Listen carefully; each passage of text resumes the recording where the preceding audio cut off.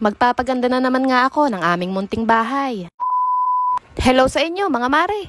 Day off nga pala ngayon ng bebe ko, kaya nag-aya naman ako na maglakad-lakad. Mahirap na mare, baka mabarahan naman ako ng ugat. Nawawala na kasi ng silbi etong mga paa ko, kaya gagamitin ko naman ngayon. At sino ka naman dyan mare sa suot mo? Lakas maka madam. Madam Claudia Buenavista, pangako sa'yo, year 2000, ikaw ba yarn? Napakaluma naman mare, napaghahalata ang edad. Hindi ko naman talaga sinusuot yung damit na yan at mainit sa katawan. Nailalabas lang talaga sa baol dahil sa vlog. Kahit naglalawa na nga ang kilikili ko, tiis-tiis lang. Gusto ko kasi mukha akong yayamanin. Maporma lang ako mare, pero wala talaga akong pera.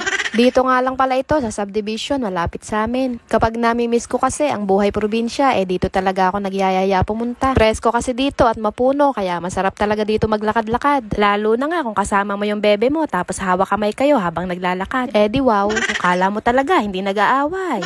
Maya-maya nga nag-aya na rin ako umuwi. Kakain pa nga sana kami ng kwek-kwek, pero init na talaga ako. Literal na tiis ganda, mga mare.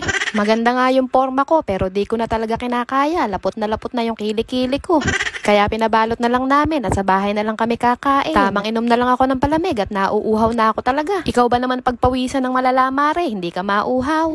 Nadaanan din namin etong pares-pares, kaya bumili na rin kami. O siya, tara, kain na tayo mga mare.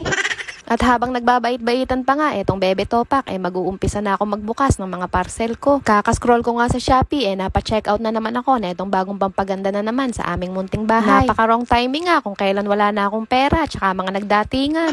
Mukhang itlog at sardinas na naman ako nito, charot. Pinag-iisipan ko nga mga mare kung saan ko ba ilalagay. Kung dito ba sa tapat ng mesa, o di kaya dito sa may gilid ng TV. At napagdesisyonan ko nga na dito na lang ilagay dahil wala pang dahon-dahon sa may bandang side na to. Tinawag ko na nga etong bebe ko. Nagpapatulong lang talaga ako sa kanya kapag kagantong may ibabarena. Mas maigi kasi talaga kung ako lang mag-isa. Kapag kaming dalawa kasi, bigla na lang magkakaroon ng digmaan. Kung hindi ako yung magagalit dahil hindi niya nasusunod yung mga gusto ko, o di kaya naman siya yung mabubwisit dahil sa bunganga ko. Ang ending, pangit yung kalalabasan. Kaya maigi talaga na ako lang mag-isa gagawa. Pangit man ang kakalabasan, wala akong sisisihin, kundi sarili ko lang din. At dalawa nga pala, etong nabili kong dahon-dahon. Kaya dito ko na muna ilalagay etong isa habang iniisip ko pa kung saan ko ba talaga siya ilalagay. Suggest naman kayo mga mare. At dahil isa nga lang yung basket na nabili ko, kaya isasabit ko na lang muna dito, pansamantala. Konti na lang talaga, pupugaran na kami ng ibon sa dami ng dahon. Salamat Shopee, ubos na naman ang aking money.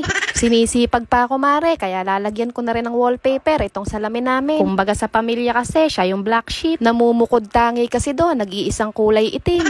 Meron pa nga akong natira ditong wallpaper, kaya ito na lang ang ilalagay ko. Pasok na pasok nga sa motif ng bahay ko na timputi at kahoy. Sinukat ko na muna at nag-umpisa na rin ako na maggupit. Nakalimutan ko nga na punasan muna mga mare, pero okay na yan, naidikit ko na.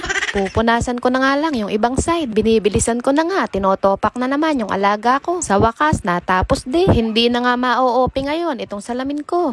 At shoutout nga pala kay Kuya Jerome Dinglasan, Mami Earl, Mama Monet and Max Vlog, Mami May Vlog, Mama Lisa, Jenny's Wish, Mami Ann's Vlog, at Ma'am Donna Ledesma. Maraming salamat sa inyong panonood. Babu!